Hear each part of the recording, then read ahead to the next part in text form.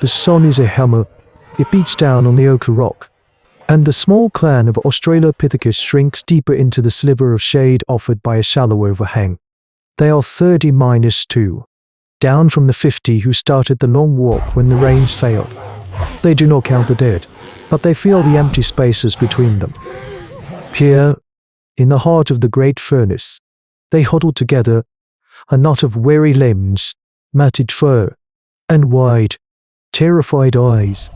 Every gaze is turned upward. They do not fear the sun. They fear the shadow it casts.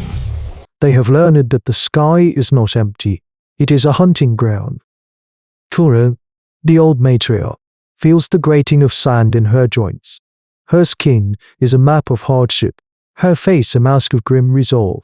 She watches the young ones, their chests rising and falling too quickly, their thirst a palpable thing, the last water skin, fashioned from the gut of a Protoceratops, holds only dregs. This is their existence now, burning days spent in hiding, and desperate, frantic nights spent walking towards a horizon that never seems to get closer. This is the unforgiving rhythm of prehistoric life. A hush falls over the clan. It is a silence so profound it has a sound of its own.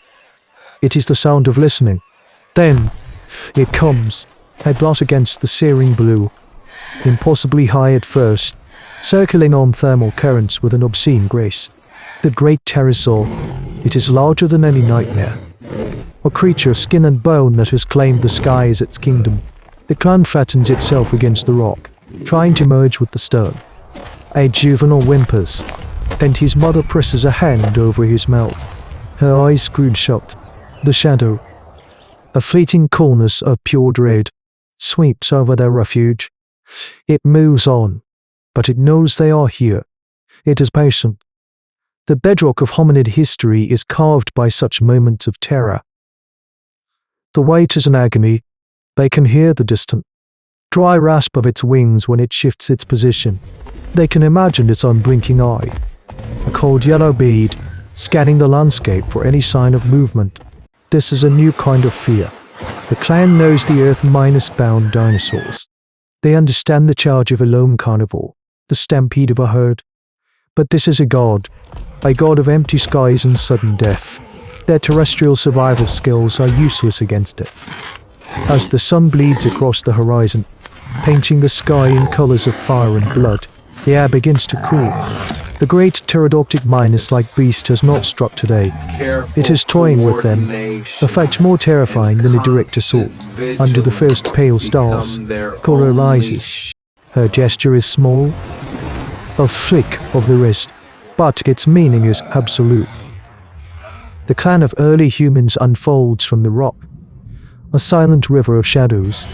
Their feet, tough and calloused, make almost no sound on the sand. Every snapped twig, every dislodged pebble, is a potential death sentence. This is life nearly 5 million years ago, a painful step in the slow march of human evolution, where survival is measured not in days, but in the heartbeats between one shadow and the next. The night offers no relief, only a different kind of exposure. Under the cold eyes of the stars, the desert is a landscape of ghosts. They walk on, a staggered line of desperate hominids, the rhythm of their bare feet on the cools and a prayer for silence. Thirst is a living thing inside them now, a creature with claws, tearing at their throats. 2 nights of walking have yielded nothing but more sand and rock. The younger ones stumble, their small bodies running on the fumes of a determination they do not yet understand. The Quetzalcoatlus is absent, but its presence is felt in every shadow, in every gust of wind that sounds like the rustle of vast, leathery wings. They are not merely crossing a desert. They are traversing the hunting ground of a patient god. Cora leads them not toward the scent of water, but toward a jagged spine of rock that claws at the horizon. The others follow out of instinct, their trust in her forged over seasons of survival. But that trust is fraying. They see the madness in her eyes, the feverish intensity of a final, desperate gamble. She ignores their whimpers and questioning grunts. Her gaze is fixed on that broken ridgeline. For weeks, as they were taught, she did more than fear. She walked. She learned. The creature is magnificent in the open sky, a master of swoops and dives. But it is clumsy in tight spaces. It avoids the narrow clefts in the rock, and in that weakness, Koro sees a sliver of hope, a weapon forged from the earth itself. As the first hint of dawn threatens the eastern sky, they reach the base of the ridge. It is a fissure, a deep and narrow canyon carved into the rock by forgotten floods. It is a tomb. It is a sanctuary. Koro stops and turns to face her clan. Her voice is a dry rasp, but her gestures are sharp, precise. She points into the canyon, then points to the sky, making a flapping motion with her hands. She mimes a great bird flying low between the walls. Then she points to the strongest of the males, and then to the precariously balanced ledges of rock that hang high above the canyon floor. There is no language for trap or ambush, but the meaning is clear in her fierce pantomime. It is the birth of tactical thought, a pivotal moment in the evolution of human ancestors. They will not run. They will make the sky fall. A terrifying stillness descends as they understand. This is not a plan for escape, but for battle. A young male, Grat, his muscles lean and weary from the long walk, steps forward. He beats his chest softly, once, then points to himself and then to the open desert at the canyon's mouth. He will be the bait. It is not courage as a warrior would know it, but a profound, selfless act of community, a piece of altruism that defines their nascent humanity. Koro meets his gaze and nods, her expression a mixture of pride and grief. The clan splits. The hunters and the strong clamber up the canyon walls, their hands and feet finding purchase on the ancient stone. They carry their simple tools, heavy, fist-sized old choppers and sharpened ribs pried from a carcass weeks ago. A rudimentary Australopithecus technology meant for butchering, not for war. With these, they begin to chip away at the shale, weakening the supports of the great boulders that loom over the passage. Their grunts of exertion swallowed by the immense silence. Below, the others huddle in the deepest part of the fissure, praying to a stone sky that it will save them. Dawn comes not as a gentle light but as a blade, laying bare their desperate position. And with it comes the shadow. The Quetzalcoatlus appears, a stark silhouette against the rising sun, its arrival heralded by a complete and sudden silence from the desert's insects. It circles once, twice, a predator assessing its domain. Down below, at the mouth of the canyon, Grat takes a deep, shuddering breath and steps into the open. He feigns a limp, stumbling away from the safety of the rock, making himself the most pathetic, most tempting target imaginable. He is a single, defiant nerve ending of the clan's collective will. From the ledges high above, Koro watches, her knuckles white where she grips a sharpened horn. The clan holds its breath, a community becoming a single, silent weapon.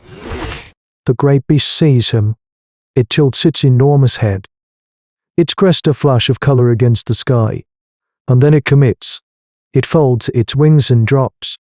The sound is not a flap but a terrifying tear in the fabric of the air, a high pitched shriek of wind over taut membrane. The shadow swallows the canyon hole as the monster plummets. Its spear light became directly at Grat's small form. It is a god descending to claim its sacrifice. Grat freezes, his courage failing in the face of the oncoming abyss. He is just an Australopithecus, a small link in the chain of ancient humans, never meant to face a titan. Now, the sound is not a word, but a harsh, guttural scream from Koro. It is the only signal. High above, the hunters throw their weight against the loose scree. For a heart-mind stopping moment, nothing happens. Then, with a groan that seems to come from the mountain itself, the ledge gives way. It is not a clean slide but an avalanche of stone and dust. The Quetzalcoatlus, moments from its kill, tries to pull up, its massive wings catching the air. But it is too late. It is too large for this narrow space. A boulder the size of a man strikes its right wing with a wet, percussive crack that echoes off the canyon walls. The shriek that follows is one of pure agony. The creature crashes into the canyon floor, a tangle of broken bone, torn membrane, and primordial fury. It is not dead. Its uninjured wing beats uselessly, kicking up a storm of dust, while its head, a nightmare of beaconed rage, snaps at the air, sighing. Hair minus like PYC, no fibers on its neck are matted with blood. G.I.K. snapped from his terror, scrambles back into the fissure as the beast thrashes, its beak gouging deep furrows in the rock where he stood moments before. The clan on the ledges can only watch in frozen horror. They have not killed their god. They have only made it mortal, and in doing so, made it hate them. Slowly, painfully, the magnificent terror drags itself from the rubble. It fixes its one good eye on the small figures high above, and for the first time, the clown sees something other than hunger in its gaze. It is pain, and it is a cold, reptilian calculation, high dawning awareness. These fragile things are not simple prey. With a final, rattling cry of rage and defeat, it limps away, dragging its shattered wing, leaving a trail of blood on the sand. The clan has survived. They have not won. They have carved a truce from the bedrock of the world, paying for every step of their continued migratory route with terror and stone. They do not cheer. They emerge from the canyon, covered in dust, trembling, and watch the broken god limp towards the horizon until it is gone. They have paid a heavy price in spirit and fear, but they have purchased their future. This moment, in a forgotten canyon under a hostile sun, is more than a single act of survival. It is a shift in the cosmic balance, a whisper that will become a roar through the millennia of human evolution. Here, a group of cornered prey refused to simply die. They looked at an indifferent sky, at a creature so vast it defied comprehension, and they chose to pull that sky down upon its head. They used foresight, cooperation, and the very earth beneath their feet as weapons. This coordinated, intelligent defiance is the seed from which all technology, all strategy, all civilization will grow. It is the moment our ancestors stopped just enduring the world and began to shape it to their will, proving that even a god can bleed.